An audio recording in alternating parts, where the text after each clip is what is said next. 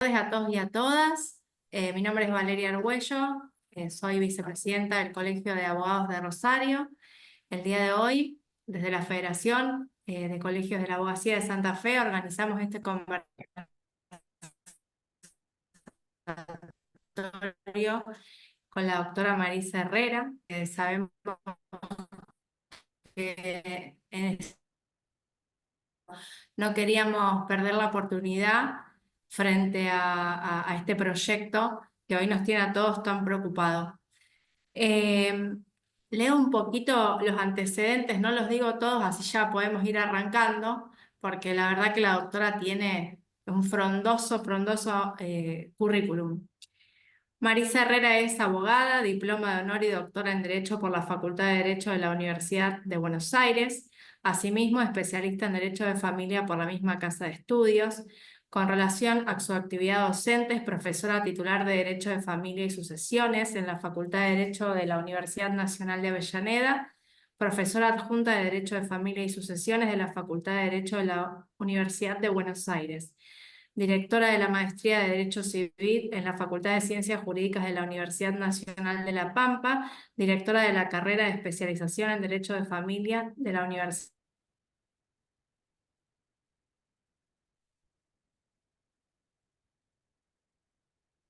No sé si soy yo que se corta o se está cortando para todos. ¿Se corta para todos? Ah, no soy yo. Ok. Si te parece, ya vamos. Sí, bueno, se cortó, ya desapareció. Bueno, tomo la posta entonces, así hacemos más rápido. Bueno, hola, ¿cómo están? Agradezco un montón la invitación al colegio. Y bueno, la verdad que sin más preámbulos quisiera este, ir ya a la charla para después, si quieren, tener un espacio como de preguntas, un poco ir pensando juntos algunas estrategias también en algún punto, porque bueno, creo que es algo que realmente nos incumbe, digo, más allá, ¿no? Y eso creo que lo bueno también, como soy CONICET, mi matrícula está inhabilitada, estoy tanto en el Colegio de Abogados de Avellaneda Lanús como en el Colegio Público de Abogados de Capital Federal, pero sin embargo, digamos, para que esta cosa que dice muy simplista no es una defensa corporativa. No, no es una defensa corporativa. Es una defensa también claramente en términos de calidad institucional, de cómo uno accede a los derechos. Voy a admitir también, pues, así como estoy ahora como coadministradora, entonces también admito. Bueno, voy a compartir pantalla.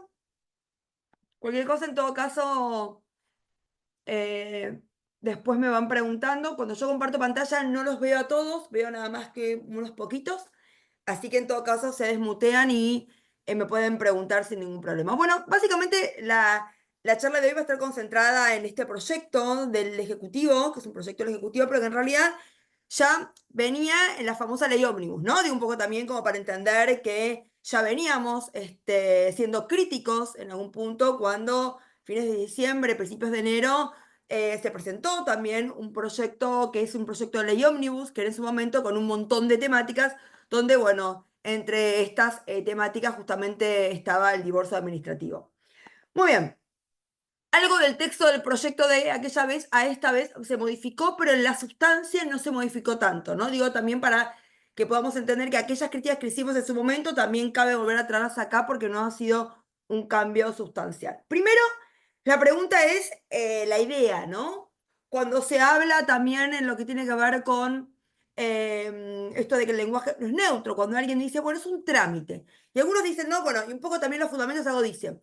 Como es un trámite, por lo cual, hablar de trámite es quitarle el valor de complejidad que tiene un divorcio. Un divorcio no es un trámite, no es lo mismo doy de baja el Movistar o doy de baja o me cambio de plan. No es un trámite, es un proceso.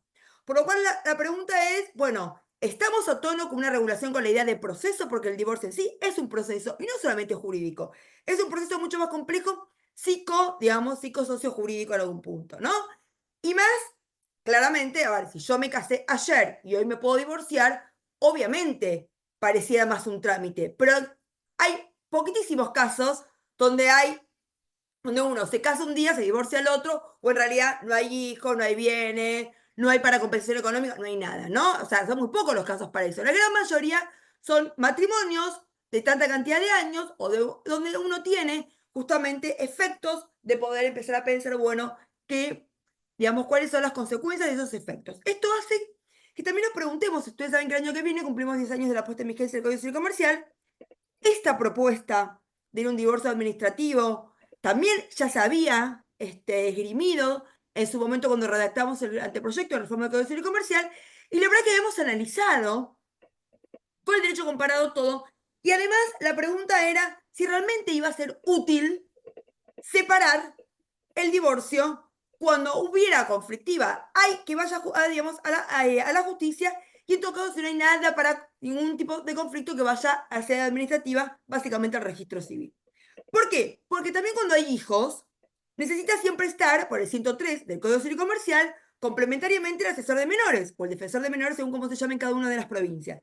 Por lo cual, ya si había hijos, no podías ir administrativamente hablando. ¿Por qué? Porque no está el Ministerio Público en el ámbito extrajudicial, sino está en el ámbito judicial. Por lo cual ya ahí también te iba quitando la posibilidad de qué casos iban. Y por lo cual dijimos, hagamos un divorcio muy simple, precede judicial, donde realmente desde el vamos haya toda una cobertura por si realmente es sencillo, se homologa todo y listo, y si realmente hay complejidades, sí se extingue el vínculo, pero después siguen los efectos por su lado.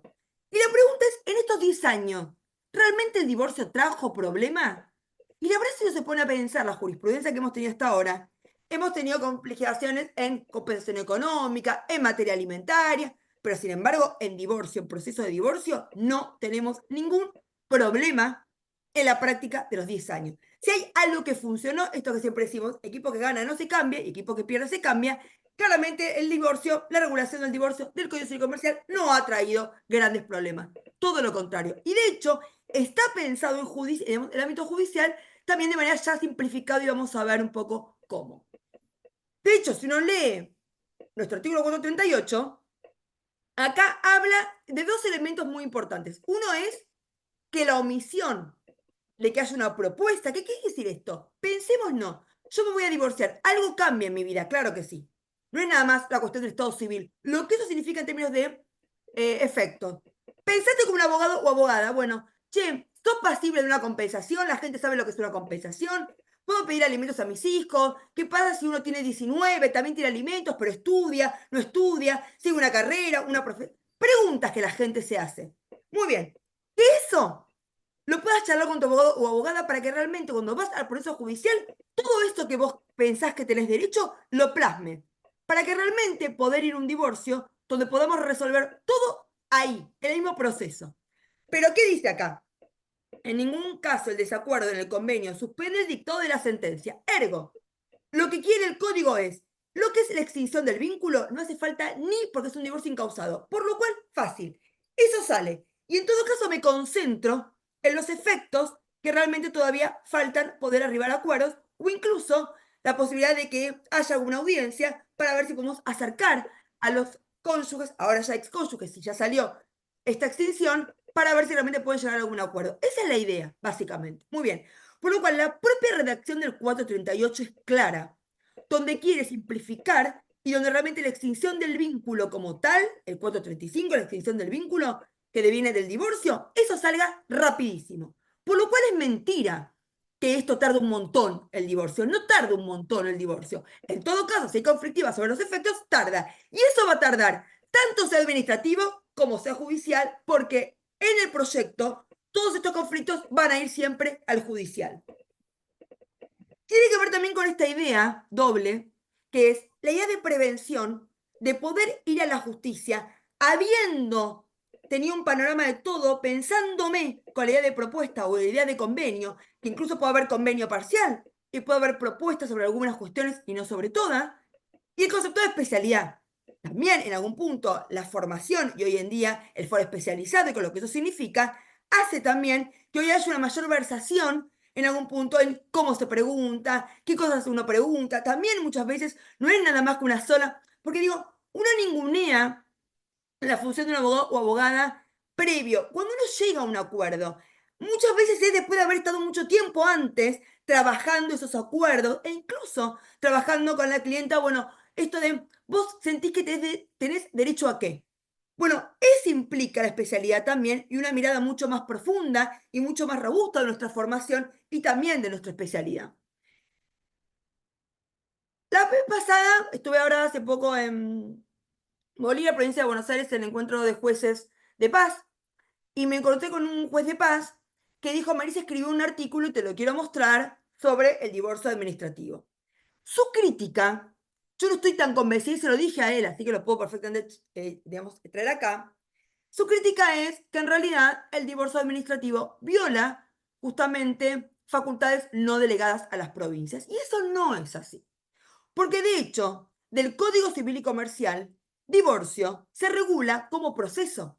Porque en definitiva, fondo y forma van de la mano. Y es más, el propio Código Civil y Comercial tiene un título, el octavo del libro segundo, sobre procesos de familia.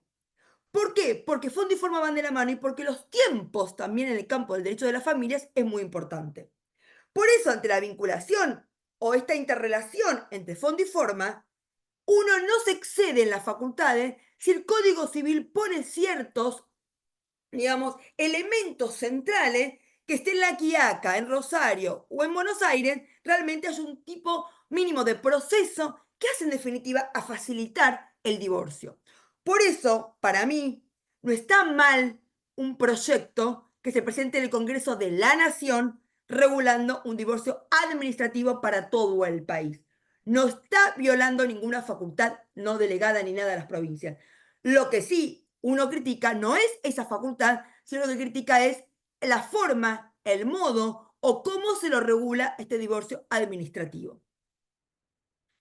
Por eso acá cuando dice en este artículo, en este trabajo, la propuesta de prever el divorcio notarial o administrativo, en este caso, tal como se lo establece la redacción original del proyecto de base, que pretende incorporar mediante el inciso D la figura del divorcio no judicial, deviene inconstitucional, porque implica una injerencia ilegítima de facultades no delegadas de las provincias argentinas a la nación.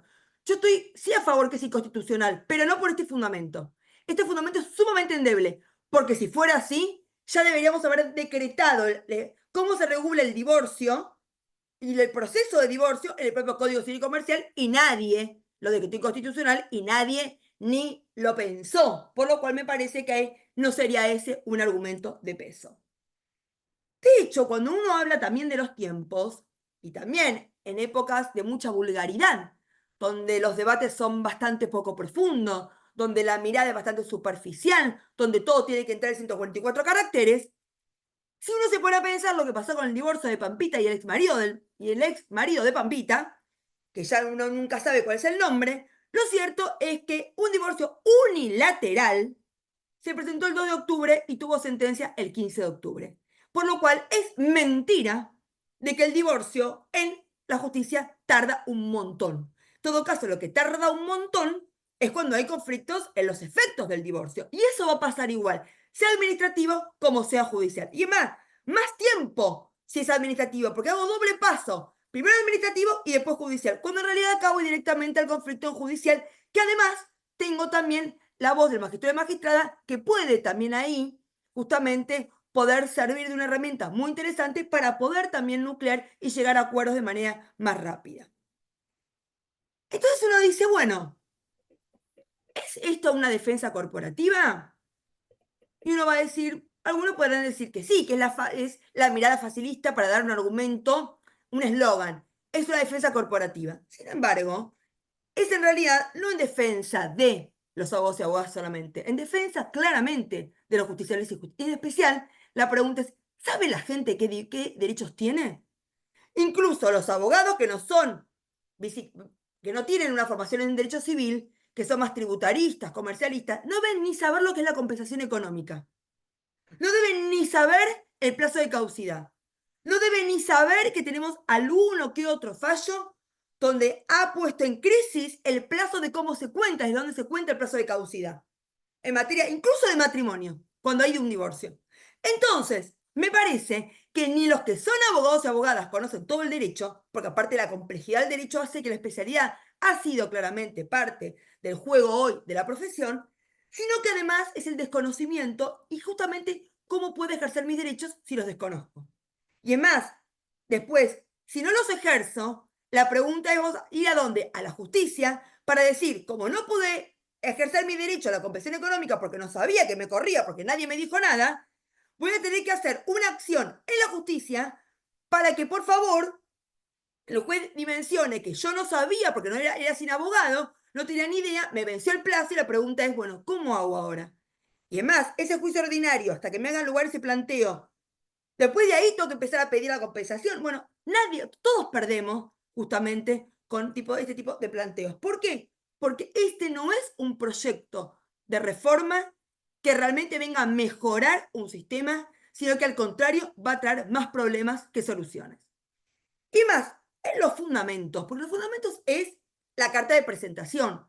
¿Por qué yo te introduzco esta propuesta? ¿En qué te beneficia? ¿Qué es lo que mejora? ¿Qué es lo que realmente en términos democráticos hace a una mejor, en este caso, digamos, respuesta estatal hacia el divorcio? Y acá arranca diciendo, ¿no? Tengo la verdad de dirigirme con el objeto de someter a su consideración un proyecto de ley tendiente a implementar la disolución del vínculo matrimonial en sede administrativa, incorporándolo el artículo 435, por lo cual solamente habla de extinción del vínculo matrimonial, pero el divorcio no es nada más la extinción del vínculo matrimonial. Pasar de ser casada a ser divorciada no es nada más que eso, la extinción del vínculo, es todo lo que implican los efectos. Y es eso también de una mirada sistémica que no tenés que perder de vista. Además de eso, dice, digamos, en este juego de que el divorcio forma parte de la extinción, lo menos complejo, lo más fácil es la extinción del vínculo. Lo otro es lo más complicado. Pero sin embargo, entre ambos hay un juego entre la extinción y los efectos, porque esos efectos devienen justamente a propósito de la extinción del vínculo, por lo cual hay un juego. Separar solamente en un lugar es la extinción y en otro son los efectos, termina siendo una mirada que no dimensiona la complejidad de la interacción entre ambas cuestiones.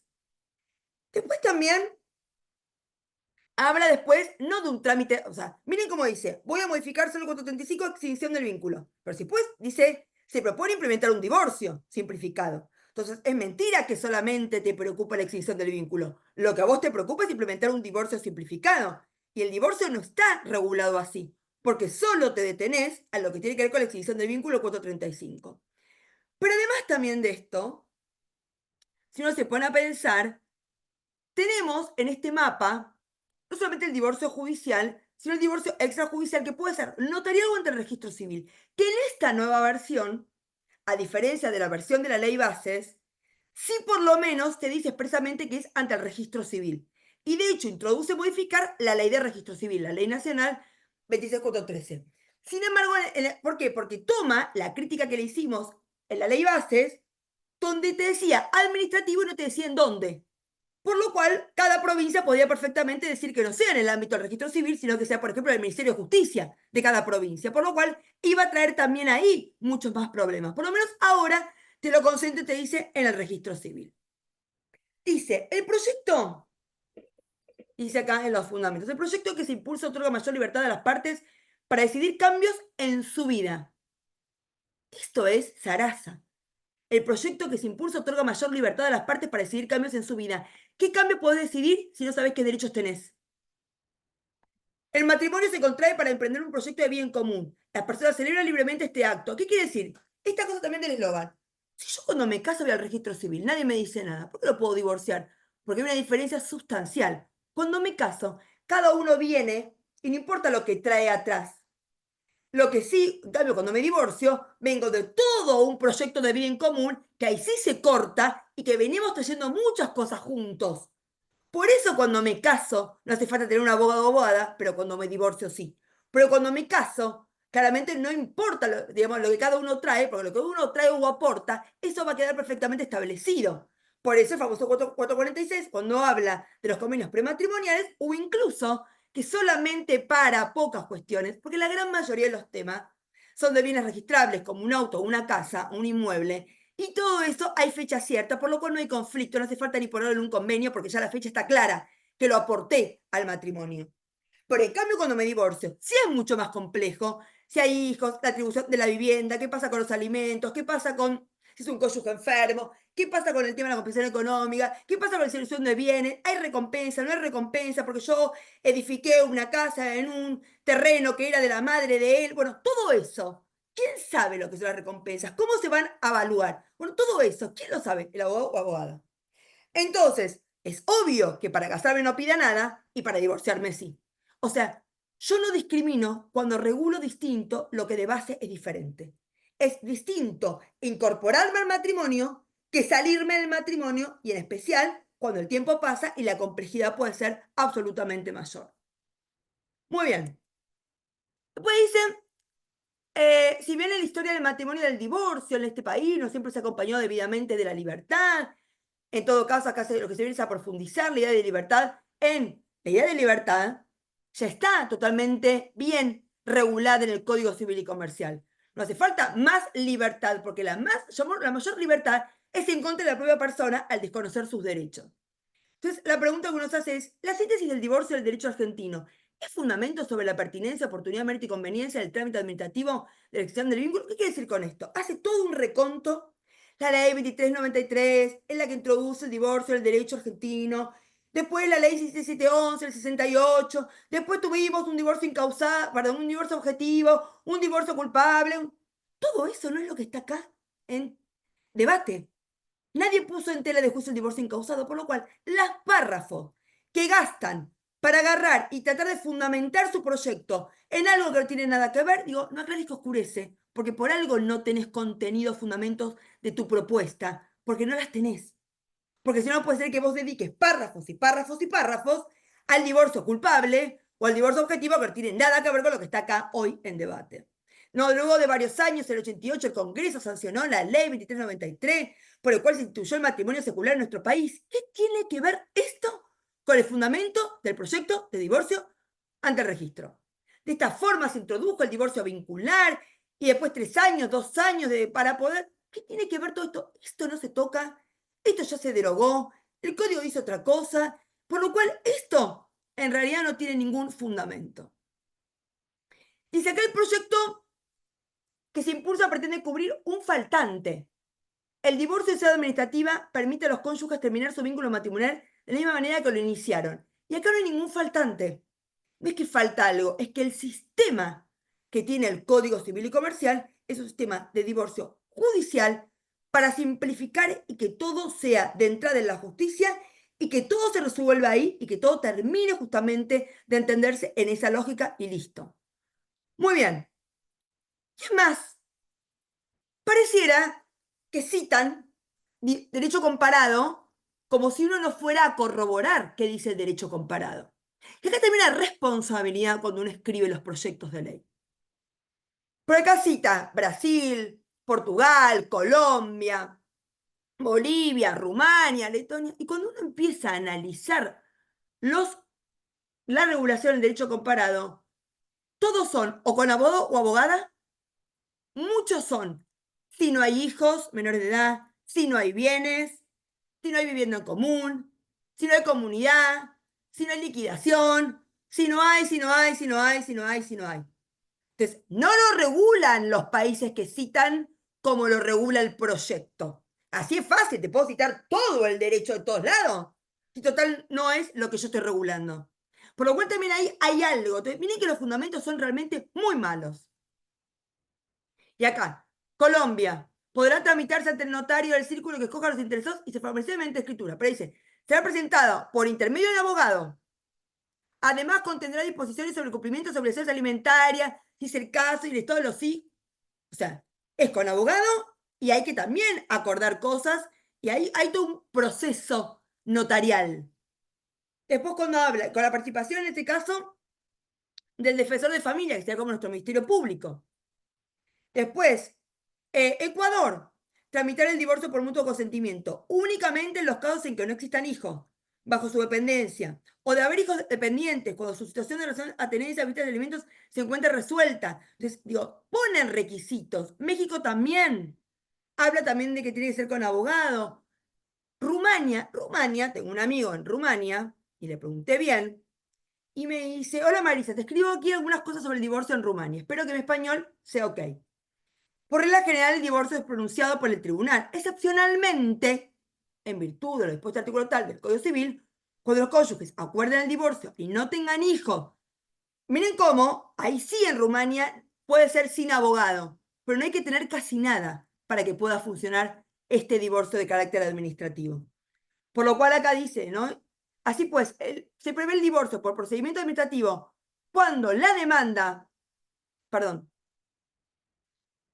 cuando la demanda de divorcio se dirige al funcionario del registro civil y el divorcio por procedimiento notarial se dirige ante el notario. Ellos tienen ambos, administrativo y notarial. Como se desprende de los párrafos primeros y terceros del artículo tal, para que la demanda de divorcio administrativo sea admisible deben cumplirse acumulativamente los siguientes requisitos. Que los cónyuges estén de acuerdo, que no haya hijos menores, que no estén sujetos a una orden de alejamiento, no es un tema de violencia. Como puede verse, a diferencia del divorcio por acuerdo de los cónyuges por vía judicial, en el caso de este divorcio es imprescindible que los cónyuges no tengan hijos menores. Entonces digo, miren, ninguno de los que citan de derecho comparado lo regula tal cual lo prevé el proyecto de reforma del divorcio. Y el último es el Código de las Familias de Cuba, que es el más reciente en la región, que se reguló, que se sancionó en el 2022, después de un plebiscito, porque Cuba tiene su constitución, como las leyes importantes, los códigos, siempre tienen que ser votados por el pueblo. Por lo cual es un trabajo con la sociedad muy fuerte, explicándole qué propuestas tiene. Y en el Código de las Familias del 2022, justamente habla, ¿no? Que tiene que ser con abogado y además tiene que ser, y aparte una cosa, el notario es abogado, y es abogado también, que es el que también trata de acordar con las partes, digamos, tiene una formación, tiene un procedimiento y una mirada distinta a nuestro escribano puro y duro, por decirlo así. Tiene otra cultura en los notarios, y por lo cual acá también habla, ¿no? De la responsabilidad parental, la guardia, el cuidado y a falta de acuerdo, a qué se refiere, va a vía judicial. Y acá el notario determina si los pactos propuestos se ajustan a la equidad y concurrente con los principios que en materia familiar establece el ordenamiento. Allá el notario tiene facultades para poder incluso poder observar estos acuerdos. Acá nosotros no lo tenemos esa figura del escribano con esas facultades. Tampoco el registro civil tiene las facultades. Sí, de hecho, hoy en materia filial, yo voy hoy al registro civil porque tengo un hijo. Le digo al del registro civil, pero ojo, estoy separada de hecho hace 400 días. El del registro civil no me hace. No es que dice, ah, bueno, mire, como está separada de hecho, no aplica la presunción, lo voy a inscribir a nombre suyo, pero no de su marido, porque está separada de hecho. El registro civil no tiene posibilidad de evaluar nunca si estoy o no separada de hecho, ni tampoco puede ir al fondo de la cuestión que está acá planteada. Por eso son funcionarios con distinta mirada entre un escribano, o en este caso el registro civil, un funcionario del registro civil, y el notario, por ejemplo, en Cuba. Muy bien, Nicaragua, etc. El texto proyectado, digamos, tiene primero un problema técnica legislativa que es el ABC. No se dice sustitúyase. Vos sustituís un artículo cuando le cambiás el contenido o el texto del artículo. Cuando vos le agregás un inciso, como es en este caso el inciso D al 435, no es sustitúyase, sino agréguese. Parece una boludez, pero esto denota la falta de formación en el ABC de técnica legislativa. Y además, dice, por ejemplo, esto sí es diferente a la propuesta que tenía el proyecto en la ley base, donde, como yo les adelanté, acá sí te dice es ante el registro civil, cosa que quedaba boyando en la propuesta de enero. Y acá lo que sí modifica, o mejor dicho, le agrega un inciso a la ley de registro civil. Cuando dice mal, sustitúyase, cuando es agréguese, se inscribirán en los libros de matrimonio también el divorcio en sede administrativa. Por lo cual, no me dice nada más que esto. Y esto me genera muchos más interrogantes que beneficios, que soluciones, que simplificaciones. Esto de no aclares, que oscurece. Muy bien. Y por eso, cuando dice acá el alivio de la carga sobre el sistema judicial, no sé qué alivio voy a tener cuando no sé bien cómo voy a hacer con ciertas figuras que están atadas a la extinción del vínculo matrimonial derivado del divorcio. Una es la compensación económica y otra es la disolución de la comunidad en un país donde la gran mayoría de las personas se casan bajo el régimen de comunidad, que además es el régimen legal supletorio. Si nada se dice, se presume que uno se casa por el régimen de comunidad, porque es claramente el más protectorio o el que se condice más con la idea de hacer un proyecto de vida en común. Muy bien. Y además, siempre hay igualdad. ¿Qué pasa cuando hay violencia? Bueno, todo eso es imposible poder medirlo, porque en cambio, si hubiera violencia, a mí sí me salta cuando pido el divorcio por conexidad. Entonces ahí sí, sé que el juez va a seguir interviniendo, el juez que ya interviene en la violencia, en principio. Entonces, en cambio, si hay violencia, yo no lo puedo saber porque como hago un trámite que vamos solito y la pregunta es, ¿ese solito van en igualdad? ¿O en realidad ya uno tiene una situación de mayor vulnerabilidad, víctima de violencia, y después no sabe que le corren la petición de ciertos derechos que no sabe que los tiene? El 441, como ustedes saben, regula la compensación económica, donde justamente lo que hace es decir que la acción para reclamar la compensación económica caduca a los 6 meses de haberse dictado la sentencia de divorcio. Acá hubo todo un debate en la doctrina, si es cuando el divorcio está firme o si es desde la fecha de la sentencia de divorcio. Claramente la doctrina mayoritaria dice desde que está firme, porque como ahí empezás y es un plazo corto de 6 meses de caducidad, tiene que ser desde el más acá, justamente, ¿no? Como es que el divorcio esté firme, por lo cual que realmente ambas partes sepan, y en especial cuando es unilateral. Muy bien. Lo cierto es, 6 meses es poco tiempo. Si alguien va a un trámite, ¿cómo sabe que uno tiene compensación económica? Y además, podés no tener hijos, podés no tener bienes, pero sí ser pasible de la compensación económica. Yo, Marisa, casada con un tipo, no tengo hijos, no tengo bienes, alquilamos siempre, ninguno de los dos maneja, no tiene autito, pero sin embargo, yo dejé el CONICET porque a él le salió un trabajo muy bueno en Uruguay, 6 años, y yo dejé de estar en el CONICET por haberme ido con él 6 años, sí podría llegar a plantear compensación económica, aunque no tenga hijos y no tenga bienes. Por lo cual, la cosa es mucho más complicada. No es que solamente como no hay hijos y no hay bienes, no quiere decir que no tenga la posibilidad de pedir compensación económica. Después tenemos un muy buen fallo de Santa Fe, y ahora estuve en Rosario el lunes, el domingo y el lunes, por lo cual si sigo así me va a sacar el pasaporte de Rosarina. Y acá traigo un fallo de Santa Fe, todo es un fallo muy interesante de una violencia, de una relación de violencia de sumisión absoluta en un matrimonio.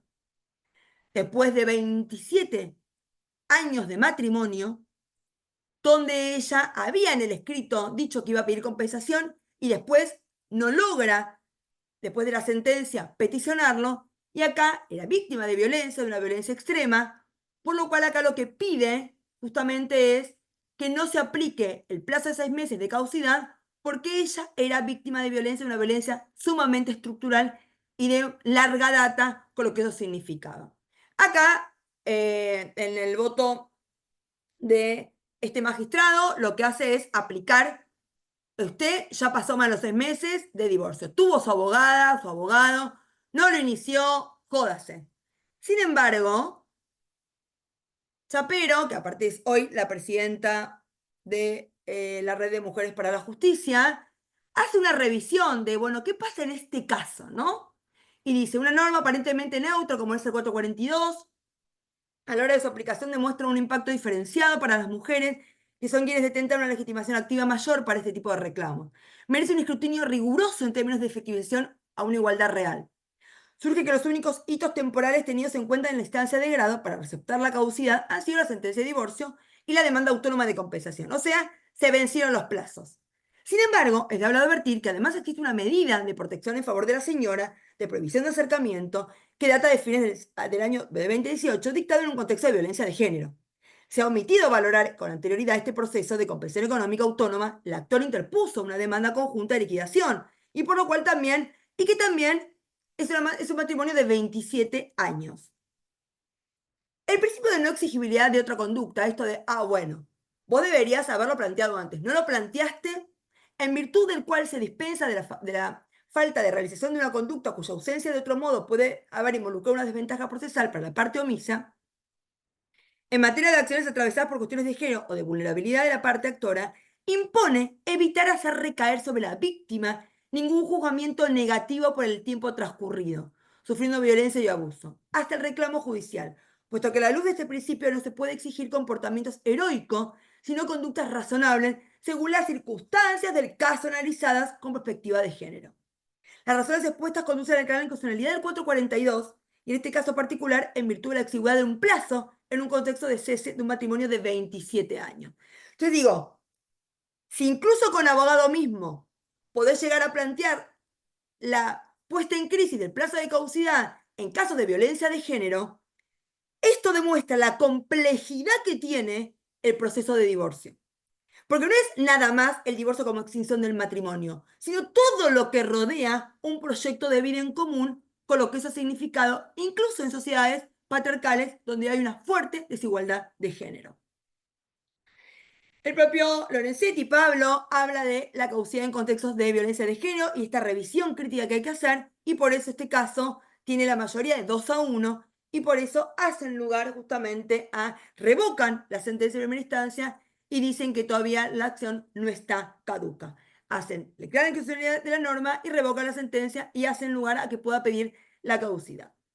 Y no solamente eso, dijimos la separación de hecho, desde cuándo empieza a correr lo que es desde cuándo se considera disuelta la comunidad. Y acá el 480 nos dice, la anulación del matrimonio, el divorcio, la separación de bienes produce la extinción de la comunidad con efecto retroactivo al día de la notificación de la demanda o de la petición conjunta de los cónyuges.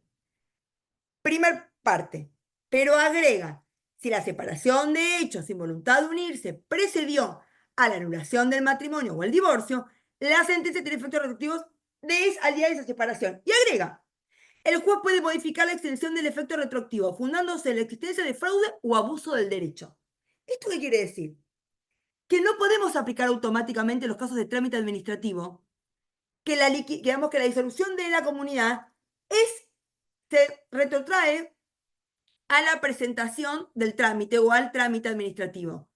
Porque la gran mayoría de las rupturas matrimoniales siempre son precedidas por la separación de hecho. Es muy difícil que yo hoy esté bien y mañana vaya a la justicia y no haya separación de hecho. Siempre uno decide más que el otro, empiezan a pensarlo separado, empiezan a darse cuenta que la verdad que no funcionaba, empiezan a pensar que realmente se estaban haciendo daño, y esto pasa el tiempo, por lo cual siguen casados pero separados de hecho. La gran mayoría de las rupturas matrimoniales vienen precedidas por una separación de hecho, por lo cual lo que es la segunda categoría, que es la separación de hecho, es la más habitual.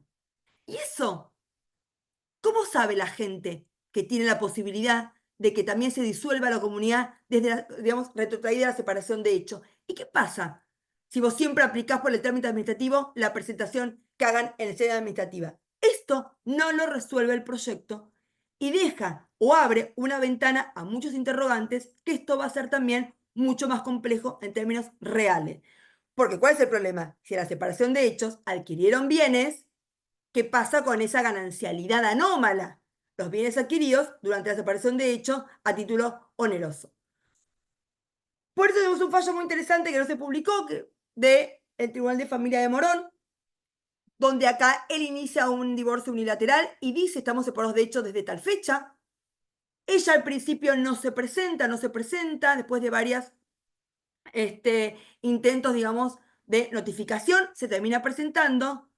Pero ¿qué pasa? Dice que había también una violencia de género, que en realidad, si bien él dice una fecha, siguieron viviendo juntos, y en ese convivir juntos, porque no tenían a dónde irse, también hubo una violencia de género, y por lo cual lo que hace acá es considerar que la violencia de género es la causa de esa separación de hecho, y por eso el tema aplica la fecha de la exclusión de hogar.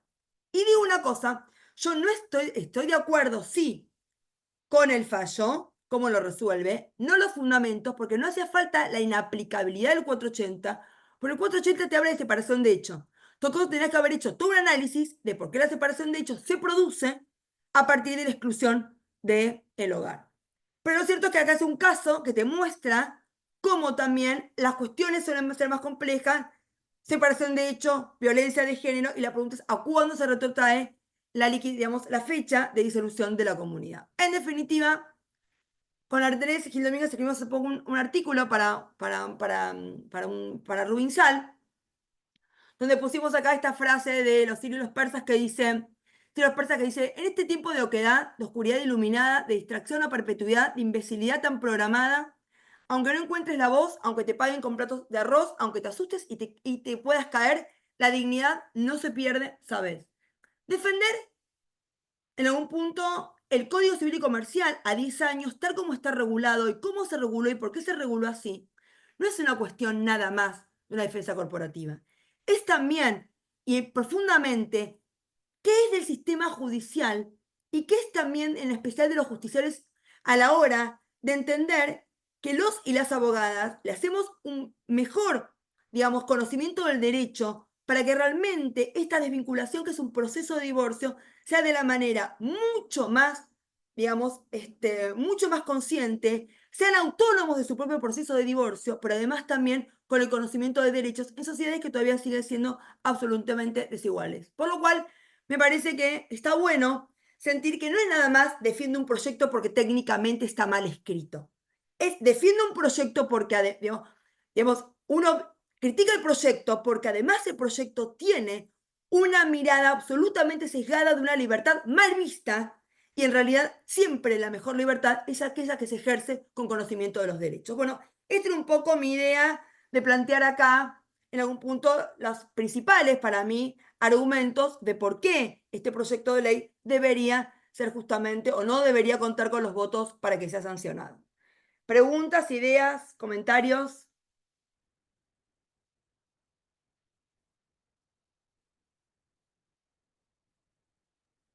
Marisa, Mm. está conectada también Mabel Eusebio, que es la presidenta del Colegio de Abogados de Rafaela, también acá de la provincia de Santa Fe.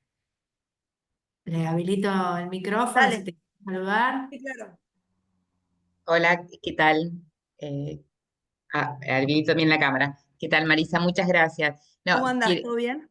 ¿qué tal? Quiero aclarar que yo estoy en representación del colegio, pero hace un mes que no soy más la presidenta, sigo en el directorio, pero bueno, no, el presidente actual es Joaquín Cordero. Lo aclaro por las dudas, eh, para no ocupar cargos que no me corresponden. Bueno, Marisa, muchas gracias. Más que claro tu exposición, no hace falta que yo lo diga.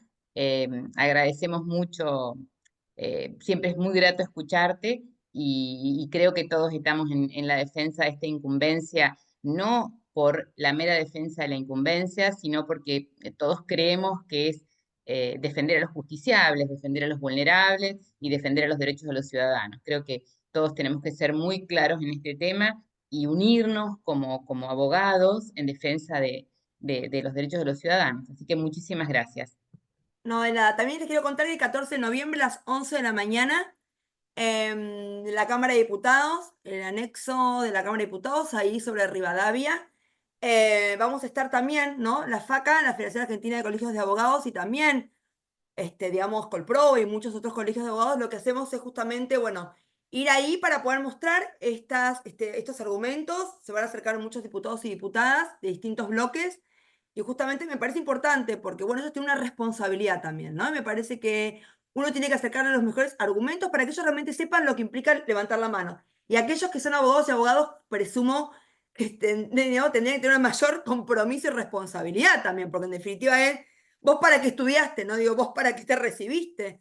Claramente creo que si uno mismo que está en esto cree que su trabajo, que su profesión no merece la defensa digna, digamos, ¿no? De que uno realmente le hace bien a los justiciables, creo que ahí también estamos en un problema, pero bueno, ya cada uno tendrá que ver cómo duerme consigo mismo, ¿no? En algún punto. Así que bueno, un poco también eso. Marisa, tengo acá una pregunta en el Dale. chat.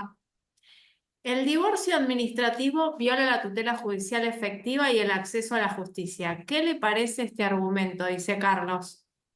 A ver, yo sí creo que en términos constitucionales convencionales es lógico que sí es así, porque de hecho fue el argumento nuestro de peso allá a lo lejos, el 2011, cuando redactamos el anteproyecto, que tiene que ver con esta idea de la protección, justamente, con una idea de desigualdad, con una idea justamente de ir incluso de un rol de, digamos, activo de un acceso a justicia especializada, porque en estos casos van al fuero de familia, y también hemos trabajado un montón para que el fuero de familia realmente tenga un peso y un lugar, incluso con digamos, con sus equipos técnicos y todo, ¿no? Te digo, por eso puse como primera filmina especialidad y prevención, porque son dos elementos centrales que hacen la tutela judicial efectiva, justamente, ¿no? Entonces yo creo que son dos argumentos de peso que es la base constitucionalizada, convencionalizada en algún punto de todo esto que estamos diciendo, ¿no? Pero sí, claro, estoy convencida que ese es. Carlos, estás muteado.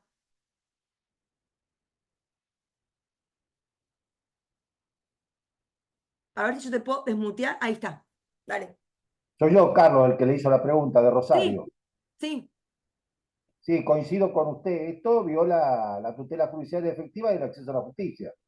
Así que es claramente inconstitucional este proyecto. Comparto absolutamente. Sí, y además yo creo que en algún punto viola también la sistémica, porque va a tener más problemas de compaginación y de sistémica y de integralidad. Entonces, Exacto. es mentira que con este proyecto vos facilitás el acceso a justicia desjudicializándolo. ¿Me seguís? Al contrario, con una falta sistémica. Entonces vos me decís, tú, Marisa, vos no estás de acuerdo. A ver, si vos me regularas un divorcio administrativo ante el registro civil, con abogado y abogada, sin hijo, sin bienes, sin... No está mal. Ahora, son para 4 casos. Y siempre que sea con abogado y abogada.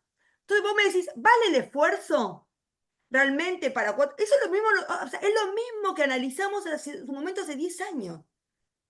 Digo, por lo cual, estoy convencida que en aquel momento cuando analizamos todo, incluso el derecho comparado que lo conocíamos, no nos cerraba ninguno, porque me parece mucho más fácil como está ahora, que lo que te hace es, vos venía a mí con una propuesta, pensate, vos como divorciada, vos que sentís que tenés derecho a qué. Bueno, en realidad yo no, nada, para mí volverme a vivir a Buenos Aires estando en Pilar es un engorro, porque yo tengo mis padres en Pilar, es tan grande. Esto, porque la vida de la gente es esto. El hablarte con alguien, en decir lo que implica para vos eso es prevención. Por eso cuando uno dice, bueno, es un divorcio fácil, acordaron todo. Muchas veces ese acuerdo viene atrás de un montón de meses de trabajo. Es el ninguneo también a ese trabajo, ¿eh? Te digo, me parece que hay que tener una mirada profunda y no simplista de que esto es un trámite, ¿eh? No, no es ningún trámite. No es un trámite. Para el que se casó ayer y se divorcia hoy, sí. Pero ¿cuántos casos tenemos así? Casi ninguno. En general uno se casa creyendo que va a durar más tiempo. Te digo, me parece que estoy convencida que los argumentos de este lado son muy sólidos. Marisa, nosotros también desde acá de Santa Fe vamos a estar participando el 13 y el 14. El 13 está una jornada de la FACA, la Federación Argentina, sobre divorcios administrativos y sucesiones notariales. Hicimos aquí una jornada de sucesiones notariales hace unos días atrás. Y bueno, la verdad, agradecerte, siempre tan sólida, siempre tan clara. Te escuché antes de ayer también en las jornadas de sucesorio acá en la Facultad de Derecho. Te agradecemos un montón y bueno, quedamos también a disposición. Te recibimos acá en la provincia cuando quieras. Bienvenida. Bueno, gracias y los abrazo, las abrazo y bueno, el 14 de noviembre estaremos ahí. Espero que los argumentos están. El tema es que tengamos la razonabilidad, la coherencia, de que puedan entender de que en realidad los abogados y abogadas somos realmente una profesión más que digna. Creo que realmente hacemos nada más y nada menos que tener una sociedad un poquitito más justa. Así que bueno, agradezco muchísimo y nos vemos. Nos vemos. Muchísimas Muchas gracias. gracias. Un saludo, Muchísimas entiendo que gracias. Gracias, ha nos sido vemos. clarísimo. Gracias. Chao, Muchas chao. gracias. Chao, chao.